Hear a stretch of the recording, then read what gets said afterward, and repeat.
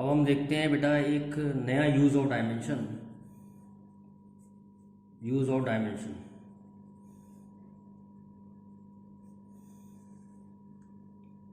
Only similar quantity can be added और subtracted and result is also same quantity। आप केवल एक जैसी क्वांटिटी ऐड और सब्ट्रैक्ट कर सकते हैं, इसको हम कहते हैं प्रिंसिपल ऑफ होमोजेनिटी। मतलब लेंथ को लेंथ में ऐड करोगे तो लेंथ आएगा, एरिया को एरिया में ऐड कर सकते हैं और एरिया ही आएगा। कभी अलग अलग चीज़ ऐड नहीं कर सकती। You can not add length and area, you can not add length and force, you can not add velocity and force. तो इसको कहते हैं प्रिंसिपल ऑफ होमोजेनिटी। केवल एक जैसी चीज़ ही ऐड हो सकती हैं, एक जैसी चीज़ ही सब्ट्रैक्ट हो सकती हैं, और रिजल्ट भी वही आता है जो चीज़ आप ऐड और सब्ट्रैक्ट कर रहे हो। दूसरा, sine, cos, tan, log, exponent, number, powers मतलब जैसे 2 की पावर n मतलब powers, refractive index, angle have no dimension. इनके कोई डायमेंशन नहीं होते, और जिसके कोई डायमेंशन नहीं होते उनको हम लिखते हैं m0, l0, t0 या 1। ठीक है, वैसे डायमेंशन में तो ये लिखेंगे m0, l0, t0, लेकिन प्रॉब्लम सॉल्व करते समय उसे हम 1 मान सकते हैं जिनके कोई डायमेंशन नहीं होते। जैसे एग्जाम्पल के तौर पे एक क्वेश्चन देखते हैं, v is equal to a plus b t plus c t square, find dimension of A B c. अब देखिए ए और बी टी और सी टी स्क्वायर ऐड करके वेलोसिटी आ रहा है, इसका मतलब ए भी वेलोसिटी है, बी टी भी वेलोसिटी है, और सी टी स्क्वायर भी वेलोसिटी है। फिर समझ लीजिए, ए बी टी और सी टी स्क्वायर ऐड करके वेलोसिटी आ रहा है, इसका मतलब ए भी वेलोसिटी है, बी टी भी वेलोसिटी है, और सी टी स्क्वायर भी वेलोसिटी है। ए भी वेलोसिटी है, बी टी भी वेलोसिटी है, और सी टी स्क्वायर भी वेलोसिटी है। तो ए के डायमेंशन वेलोसिटी के बराबर हो गए एल टी माइनस 1, बी के डायमेंशन हो गए वी अपॉन टी, इधर से आ गया, टी नीचे आ गया, तो L t minus 1 upon t, तो एल टी माइनस 2, और सी टी स्क्वायर वेलोसिटी है तो सी के हो गए वी अपॉन टी स्क्वायर। तो v के हमने रखे एल टी माइनस 1 और t का स्क्वायर रखा, तो ये आ गया डायमेंशन एल टी माइनस 3। तो a के डायमेंशन एल टी माइनस 1 है, डायमेंशन को स्क्वायर ब्रैकेट में बंद करना पड़ता है। a के डायमेंशन एल टी माइनस 1 है, b के डायमेंशन एल टी माइनस 2 है, और c के डायमेंशन एल टी माइनस 3 है। इस तरीके से हमने ये क्वेश्चन सॉल्व किया प्रिंसिपल ऑफ होमोजेनिटी से। कहने का मतलब ये है कि ये और ये ऐड करके वेलोसिटी आ रहा है, तो ये भी वेलोसिटी है, ये भी वेलोसिटी है, ये भी वेलोसिटी है। इस तरीके से हमने सॉल्व किया। एक और देखते हैं question, f is equal to a plus b t plus c upon D plus t. इसमें t बता रहा है टाइम है, और f जो है फोर्स है। पूछ रहा है find dimension of A B C और डी।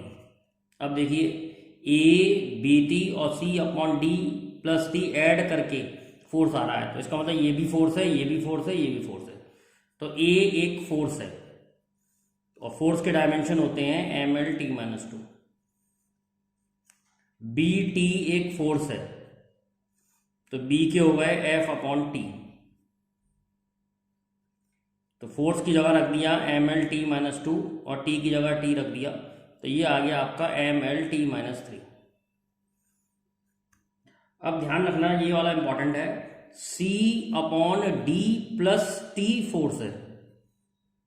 अब इसमें से डी और सी कैसे निकालेंगे? देखो डी टाइम में ऐड हो रहा है, टाइम ही टाइम के संग ऐड होता है और टाइम ही आता है, तो डी के डायरेक्ट बता सकते हैं हम टाइम है। जो प्लस हो रहे होते हैं उनके डायमेंशन सेम होते हैं, तो डी के डायमेंशन टाइम के बराबर होंगे, और टाइम को टाइम में ऐड करके आएगा क्या? टाइम। तो c अपॉन टी एफ के बराबर हो गया। ध्यान रखना, टाइम को टाइम में ऐड करोगे तो टाइम आएगा, तो टाइम के डायमेंशन हमने रख दिए टी। अब हमें निकालने हैं c के, तो c के हो जाएंगे f इंटू टी। f क्या है? f है m l t minus two और टाइम है t, तो इसके डायमेंशन आ गए M l t minus one. फिर से समझा देते हैं, f is equal to a plus b t plus c upon D plus t. तो a बी टी और c upon D plus T add करके फोर्स आ रहा है, तो ये सब फोर्स हैं। तो a एक फोर्स है, बी टी एक फोर्स है, c upon D plus T भी फोर्स है। तो a और b के तो आसानी से मिल जाएंगे, c upon D plus T force है, इसमें से c और d के कैसे निकाले मैंने? d टाइम में ऐड हो रहा है, तो टाइम ही टाइम के संग ऐड होता है और टाइम ही आता है, तो d डायरेक्टली पता लग गया d टाइम है। जो प्लस हो रहे होते हैं उनके डायमेंशन सेम होते हैं, तो d और टाइम ऐड हो रहे हैं, तो d के डायमेंशन t के बराबर हो गए, और टाइम को टाइम में ऐड करोगे तो टाइम आएगा, तो d प्लस टी के डायमेंशन t के बराबर होंगे, तो c अपॉन टी एफ है, तो c के बराबर आ जाएंगे एफ टी, और f हो जाएगा M l t minus two into t m l t minus one. एक क्वेश्चन और देखते हैं ऐसा, p plus a upon v square v minus b is equal to r t, जिसमें r जो है गैस कांस्टेंट है, t जो है वो टेम्परेचर है, v जो है वो वॉल्यूम है, और p जो है वो प्रेशर है। पूछ रहा है find dimension of A and b. अब देखिए कैसे करेंगे इस क्वेश्चन को सॉल्व। जो ऐड हो रहे होते हैं उनके डायमेंशन सेम होते हैं, तो यहाँ कौन ऐड हो रहा है? प्रेशर और a upon v square add हो रहा है, तो इन दोनों के डायमेंशन सेम होने चाहिए। जो ऐड हो रहे होते हैं उनके डायमेंशन सेम होते हैं, जो सब्ट्रैक्ट हो रहे होते हैं उनके डायमेंशन सेम होते हैं। तो बी के तो डायरेक्ट पता लग गए, बी के तो वॉल्यूम के बराबर है, तो बी के हो गए एल क्यूब। वॉल्यूम का एल क्यूब होता है, length into breadth into height, तीनों की जगह एल रखेंगे, तो बी का एल क्यूब हो गया।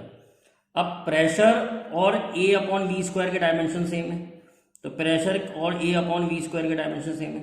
प्रेशर का हम पहले निकाल ही चुके हैं, m L minus one T minus two. जिसको डायमेंशन निकालना नहीं आता वो पहले फर्स्ट वीडियो देखे, उसमें डायमेंशन निकालना सिखाए हैं। तो प्रेशर के हो गए M L minus one T minus two, और ए के निकालने हैं, वॉल्यूम के हो गए एल क्यूब, उसका स्क्वायर है। सॉल्व करेंगे तो ए के डायमेंशन आ जाएंगे M L minus one T minus two L six, और सॉल्व करेंगे तो ये आ जाएगा M L five T minus two. तो this is the dimension of A and this is dimension of B. बहुत सिंपल क्वेश्चन है, जो चीज़ ऐड हो रही होती है उनके डायमेंशन सेम होते हैं। तो P और A upon v square add हो रहा है, तो इनके डायमेंशन सेम होंगे। तो P के मैंने डायमेंशन निकाल A के डायमेंशन निकाल लिए मैंने, ML5 T minus two. Similarly B और वॉल्यूम में से B माइनस हो रहा है, जो माइनस हो रहे होते हैं उनके डायमेंशन भी सेम होते हैं, तो वॉल्यूम और B के सेम होंगे, तो B के हो गए L क्यूब। तो इस तरीके से हम, ऐसे कई क्वेश्चंस हैं जिसमें हम इस तरीके से सॉल्व करते हैं। एक क्वेश्चन और देखते हैं, F is equal to A sine b x plus C cos d t, find dimension of A B c d. अब देखिए इस वाले क्वेश्चन को कैसे सॉल्व करेंगे, बड़ा अच्छा क्वेश्चन है, बहुत इंपॉर्टेंट क्वेश्चन है। देखो साइन आप किसका निकालते हैं? एंगल, तो ये एंगल है, this is angle. This is also cos, किसका निकालते हैं? एंगल, तो ये एंगल है। और हमने पढ़ा है एंगल के कोई डायमेंशन नहीं होते, हमने पढ़ा है एंगल के बेटा कोई डायमेंशन नहीं होते। तो हमारे लिए बी एक्स एक एंगल है और एंगल के कोई डायमेंशन नहीं है। एक्स यहाँ पर डिस्टेंस है, ये क्वेश्चन में दिया हुआ है, एक्स यहाँ पर डिस्टेंस है और टी यहाँ पर टाइम है। तो बी एक्स के कोई डायमेंशन नहीं होंगे, बी एक्स को 1 लिखेंगे, तो बी की आ जाएंगे 1 अपॉन एक्स, तो 1 अपॉन एल, यानी कि L minus one. Similarly D T के कोई डायमेंशन नहीं है, तो डी के हो जाएंगे 1/t, तो t माइनस 1। अब हमारे ये डायमेंशन निकला है b और d के। ध्यान रखना, साइन के अंदर कोई चीज़ होगी तो वो एंगल होगा, और एंगल के कोई डायमेंशन नहीं होते, और जिसका कोई डायमेंशन नहीं होता उसको हम 1 ले लेते हैं। सिमिलरली dt भी एक एंगल है, dt को हमने 1 माना, d के आ गए 1/t। अब देखिए, जब हम किसी का साइन निकालते हैं तो साइन एक नंबर आता है, तो मैंने बताया है साइन का कोई डायमेंशन नहीं होगा, तो हमारी इक्वेशन रिड्यूस हो जाएगी f = a + c। Similarly cos का भी कोई डायमेंशन नहीं होगा, तो कॉस का कोई डायमेंशन नहीं होगा, उसकी जगह मैंने 1 लिख दिया है, तो हमारी इक्वेशन बन गई f = a + c। a और c को ऐड करके फोर्स आ रहा है, इसका मतलब a और c दोनों फोर्स के बराबर है, और इनके डायमेंशन होने चाहिए mL/t-2। तो इस तरीके से आप डायमेंशन से डायमेंशन कांस्टेंट की कांस्टेंट्स के डायमेंशन निकाल सकते हैं, ABCD। इस तरह के कई क्वेश्चन एग्जाम में आते हैं। एक और देख लेते हैं, एनर्जी = A - x² b। पूछ रहा है find dimension of A and B। x यहां पर डिस्टेंस है और E यहां पर एनर्जी है। अब देखिए, ये भी बड़ा सिंपल क्वेश्चन है, a और x² माइनस हो रहे हैं तो इनके डायमेंशन सेम होंगे, और x डिस्टेंस है तो l² हो गया, तो a के डायमेंशन l² हो गया। अब ध्यान रखना है आपको, ये l² है, ये l² है, l² में से l² माइनस करते हैं, 0 नहीं आता।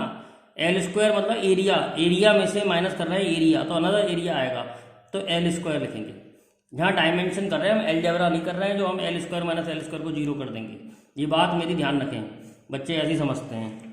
a यहाँ पर एरिया है, x² यहाँ पर एरिया है, एरिया में से एरिया माइनस करोगे तो एरिया ही आएगा, ठीक है। तो l² में से l² माइनस करते हैं तो l² ही डायमेंशन रह जाते हैं। अब मुझे निकालने हैं b के, तो b का डायमेंशन हो गया l² एनर्जी, और l² है ही, एनर्जी होता है mL/t-2। सॉल्व करेंगे तो ये आ जाएगा m-1t²। तो इस तरीके से मैं ए बी के डायमेंशन, सी डी के डायमेंशन इस तरीके से निकाल सकते हैं। एक क्वेश्चन और देखते हैं, f = a√x + bt²। Find dimension of a and b। तो a√x और bt² ऐड करके फोर्स आ रहा है, तो a√x एक फोर्स है, तो a x की जगह रख दिया लेंथ, x लेंथ है, बराबर फोर्स के रख दिए mL/t-2। तो a के आ जाएंगे आपके mL/t-2, और √L को हम ले सकते हैं L⁻²। तो सॉल्व करेंगे तो ये आ जाएगा mL⁻²t-2। ये आ गए आपके a के। सिमिलरली bt² फोर्स है, तो b के हो गए F/t²। f क्या है? f है mL/t-2 और t का स्क्वायर, तो ये आ जाएंगे आपके mL/t-4।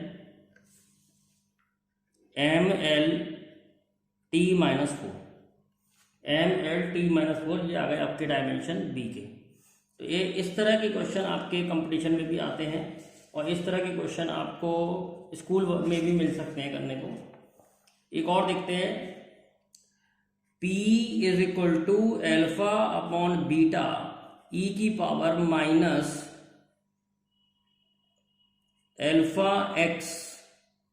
αx/kt। ये IIT में आया इस तरह का question. Find dimension of alpha and beta. Find dimension of alpha and beta. अब ध्यान रखें, इसमें के क्या है? के दिया हुआ है क्वेश्चन में, के बोल्ट्जमैन कांस्टेंट है।